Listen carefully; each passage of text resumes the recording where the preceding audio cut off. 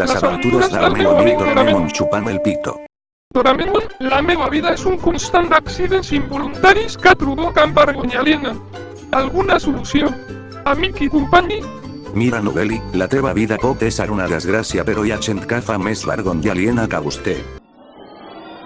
Apanem notable, fem un viatge interdimensional en el temps per conèixer gent pitjor que vos. Ja hem arribat a la primera parada. Tens raó, Doraemon. Ah, quina bona destinació. Ho has entès ara, Notesi? Hi ha gent molt pitjor que vostè. Tens raó, company d'habitació. Voldria degustar-vos un pastisset de xocolata? Acceptaré de bona fe. Però continua sent un tanoca, Nolina. Vostè sempre igual, Doraemon.